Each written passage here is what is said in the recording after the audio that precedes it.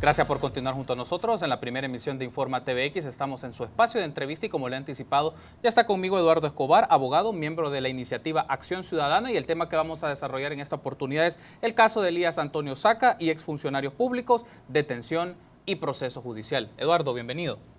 Un gusto, gracias por la invitación. Gracias, Eduardo, por estar con nosotros esta mediodía. Les ofrezco rápidamente un contexto del tema que vamos a desarrollar junto al abogado Eduardo Escobar. Como se mencionó en la mañana del domingo, el expresidente de la República, Elías Antonio Saca, Julio Rank, ex secretario de Comunicaciones de la Presidencia, y César Funes, expresidente de ANDE en la gestión de Saca, fueron capturados por agentes de la División Élite contra el Crimen Organizado de la Policía Nacional Civil, PNC. A Antonio Saca se le acusa de peculado, agrupaciones ilícitas y lavado de dinero y activos. A Julio Rank y César Funes, agrupaciones ilícitas y lavado de dinero. También fueron detenidos por las mismas causales que a Saca Francisco Rodríguez, Pablo Gómez y Jorge Herrera, empleados de la Presidencia de la República por más de 20 años. Además está involucrado Elmer Charlé, quien ejerció como secretario privado de la Presidencia en el periodo 2004 y 2009. A Charlé, la sección de probidad de la Corte Suprema de Justicia y la Fiscalía General de la República le han investigado por manejo injustificado de fondos por 18 millones de dólares. 15.8 millones de estos llegaron a sus cuentas y se presume que fueron distribuidos a personas naturales como el mismo Antonio Saca, César Funes y el Partido Arena. Charlé se entregó voluntariamente a la División de Antinarcóticos de la Policía Nacional Civil, como vimos en las notas que presentamos en los segmentos anteriores. Entonces, para abordar este tema ya está con nosotros Eduardo Escobar, abogado de la iniciativa Acción Ciudadana. Eduardo, agradezco que estés con nosotros y vamos a discutir el tema del momento. Y para iniciar me gustaría plantearte esto. Tus primeras reacciones ante la detención del expresidente Saca. Bueno, en primer lugar, creo yo que la reacción que puede tener cualquier ciudadano es que hay aparentemente un mejoramiento del funcionamiento de las instituciones.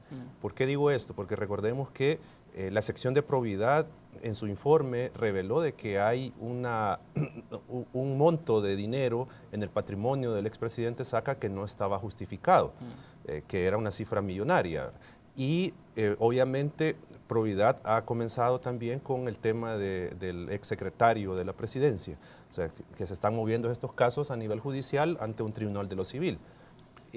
Obviamente esto dio lugar, porque se remitió un informe a la Fiscalía, para que la Fiscalía reuniera los primeros indicios para al final ordenar la detención de tanto el expresidente Antonio Saca como de todas las personas que están vinculadas. O sea, que quiero decir que hay una coordinación y un funcionamiento institucional que está enfocado en combatir actos de corrupción que se han sucedido en el país. Eduardo, uno de los aspectos a destacar, que a diferencia de la investigación que se hizo contra el expresidente Francisco Flores, aquí estamos hablando de más personas, que podría darse un supuesto de una red, de un entramado institucional en el periodo de la gestión Saca 2004-2009, que no solo involucra a personas de confianza que eran parte de la Secretaría de la Presidencia, de diversas secretarías de la Presidencia. También hablamos de funcionarios o ex empleados que trabajan en Presidencia en temas contables y manejos de fondos. Creo que eso es un aspecto interesante porque estamos hablando no solo de la detención de una persona, en este caso un expresidente, y lo que eso significa, también personas que estaban en su círculo muy cercano.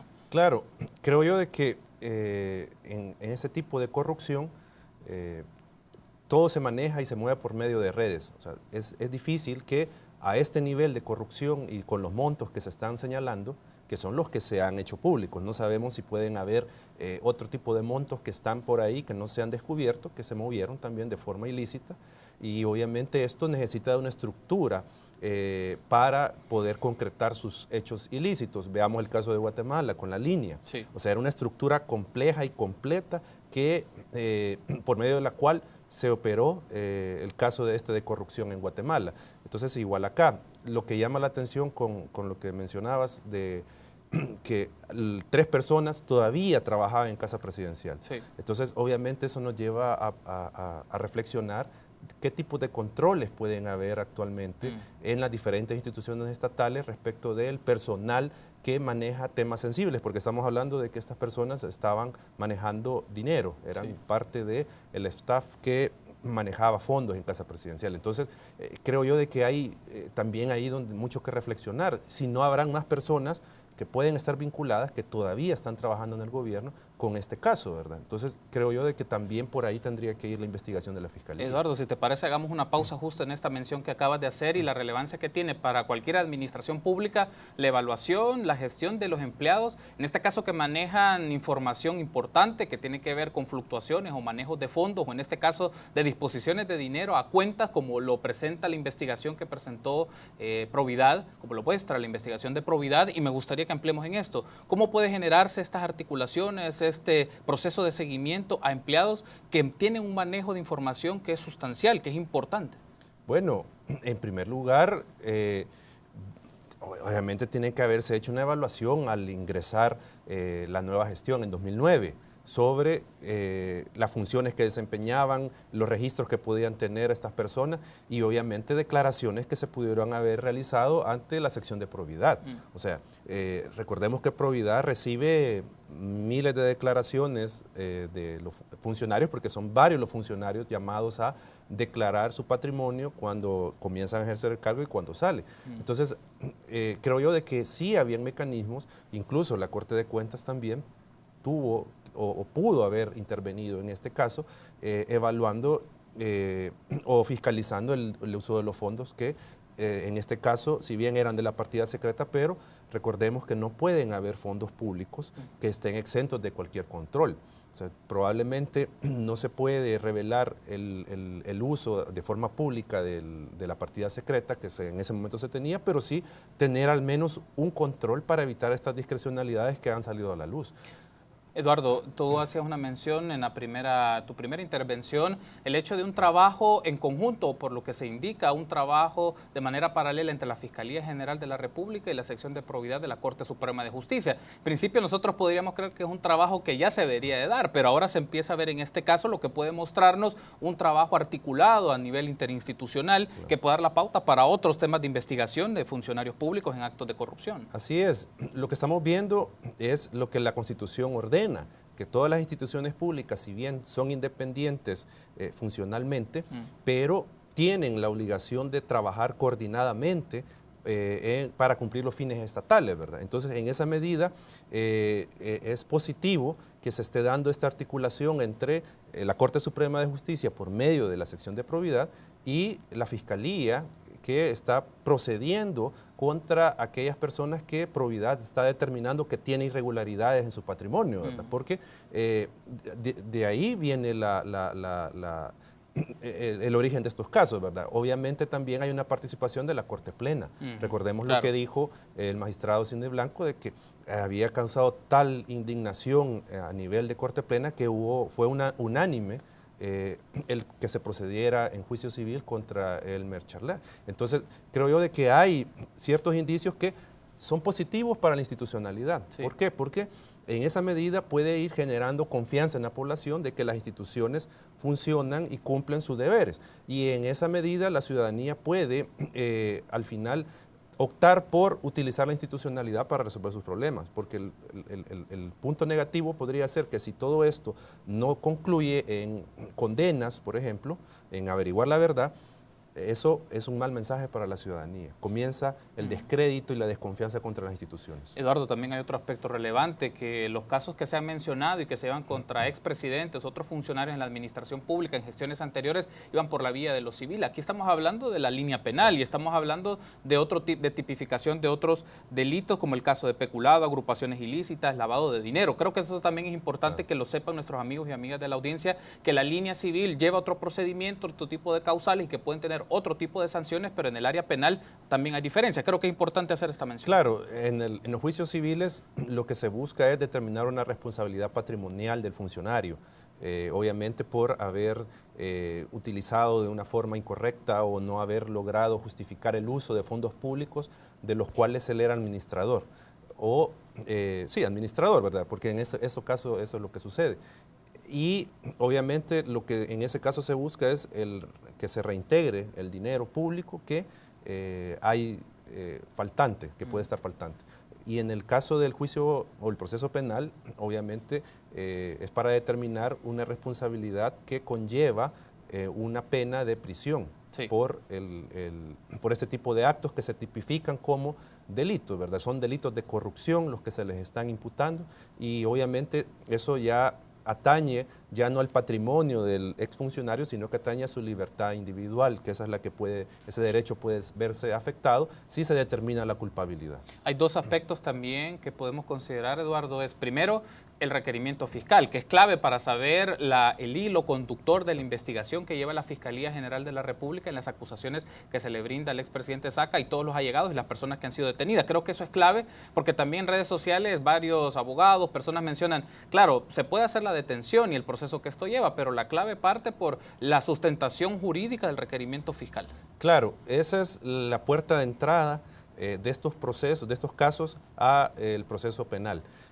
Obviamente de ahí depende mucho de la suerte de los casos. Si hay una acusación fundamentada con suficientes indicios e indicios sólidos, ¿verdad?, de la participación de estas personas que han sido imputadas por estos delitos, pues obviamente hay una posibilidad de, en primer lugar, conocer la verdad, porque de eso se trata también el proceso penal. ¿Qué fue lo que sucedió con estos 18 o 20 millones de dólares que se están mencionando? Sí. Es cierto que estuvieron en las cuentas de estas personas y qué fue lo que pasó con este dinero, en qué se utilizó.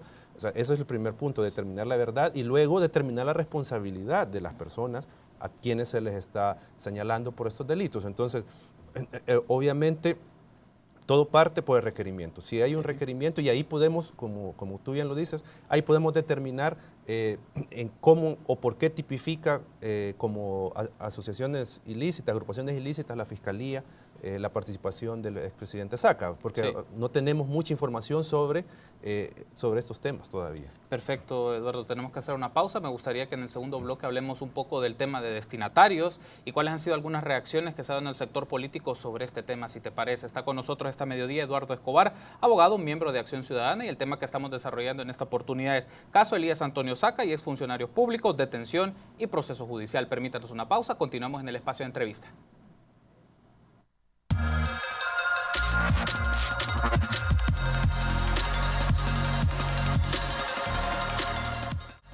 Gracias por continuar junto a nosotros en la primera emisión de Informa TVX. Antes de seguir con la entrevista que estamos desarrollando con el abogado Eduardo Escobar de la iniciativa Acción Ciudadana sobre el caso Saca, en este momento vamos a proyectar unas imágenes que se están dando en pleno desarrollo, que es la conferencia de prensa que está desarrollando el fiscal general de la República, Douglas Meléndez, que está dando una conferencia justamente sobre este caso. Entonces, vamos a escuchar y a ver las siguientes imágenes.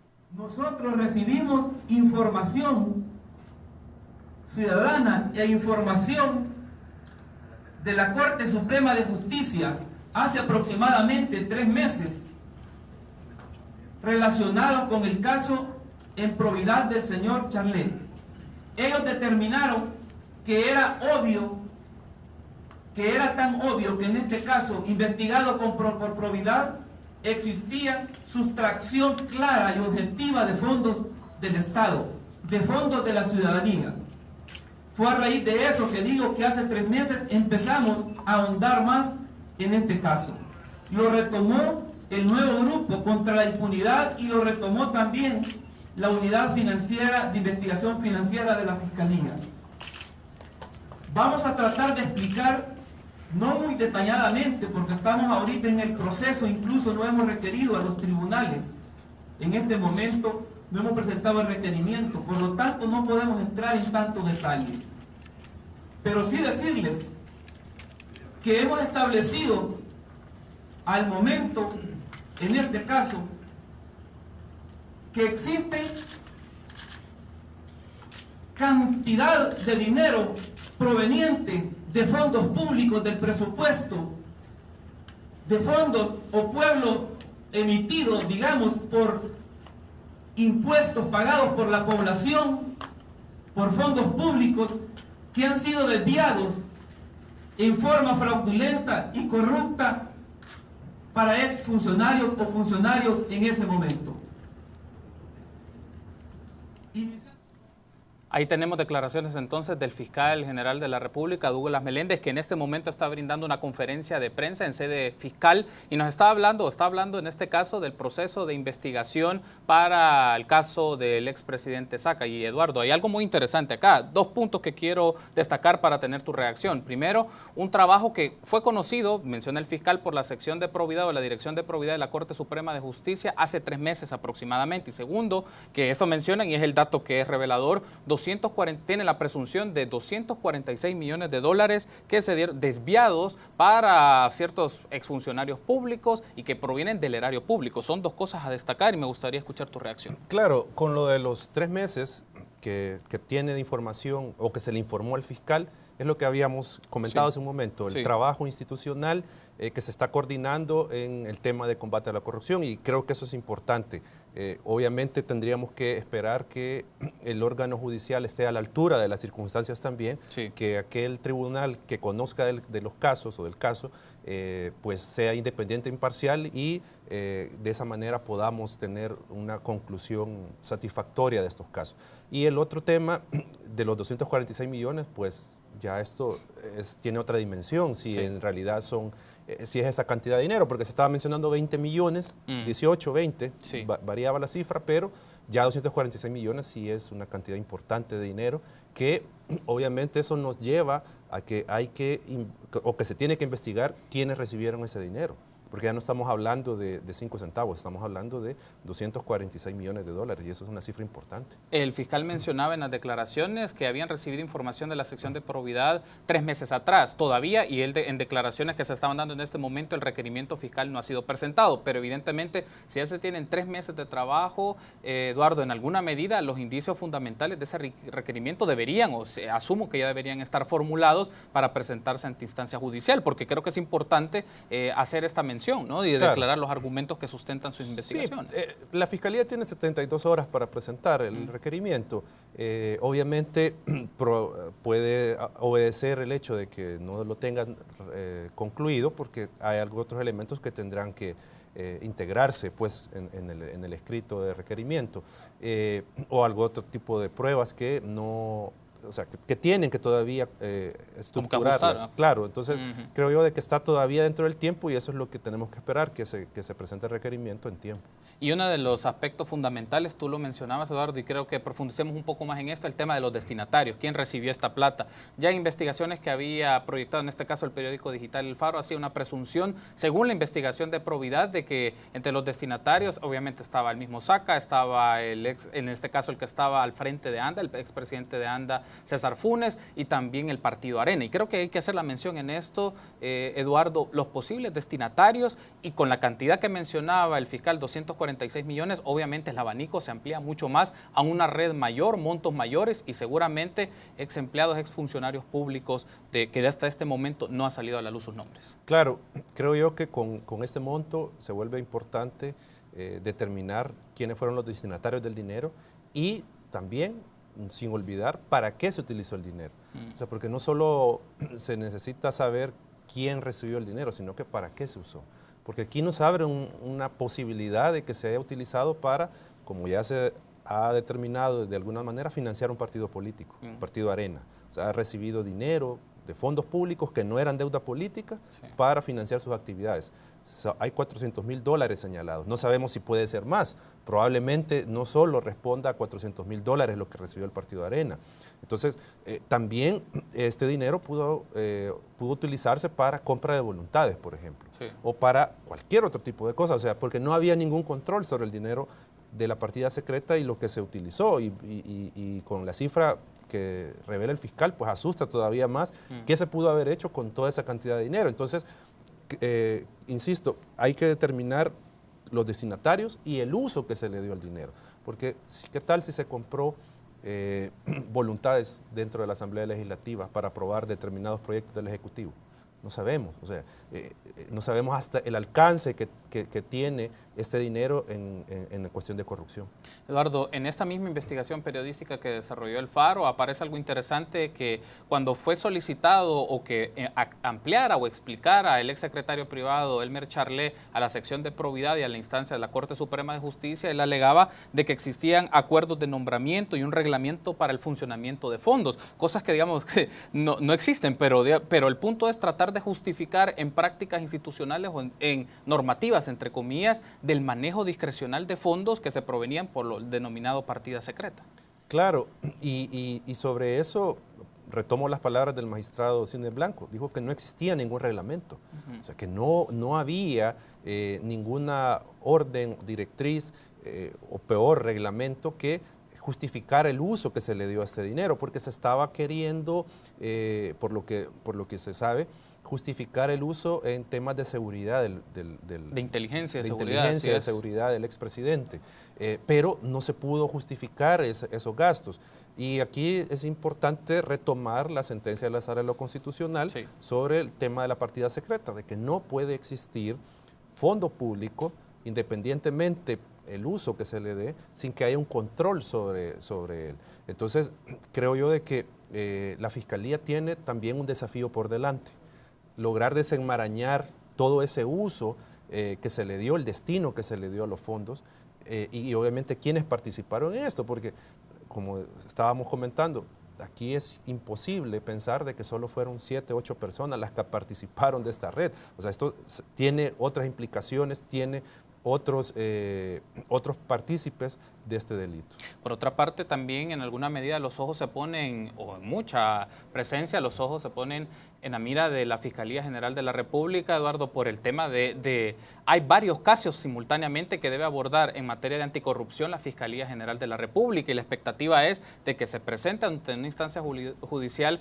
con evidencia sólida, argumentos claros, y que no se vaya a generar un problema de dispersión, porque, digamos, en este caso, si el fiscal constantemente ha mencionado que persigue el tema de la corrupción, que perseguirá todo ese tipo de actividades ilícitas que se den en la administración pública, y la gente podría esperar, los hechos sean entonces que personas puedan ser encarceladas o que paguen una sanción. Por eso también hay una presión adicional por la Fiscalía General de la República. Claro, y creo yo que a lo que tú mencionas le agregaría la presión de los casos que no se han todavía judicializado, ni tan siquiera se han ordenado detenciones. Hay otros casos de corrupción también, o de presunta corrupción al menos, que involucran a diputados y exfuncionarios de anteriores gobiernos, tanto de los gobiernos de Arena como del FMLN, porque aquí están metidos todos. Entonces, creo yo que aparte de la presión de lograr sustentar bien todos estos procesos, recae también en la Fiscalía la presión de judicializar aquello o iniciar los procesos contra otros casos que también son relevantes.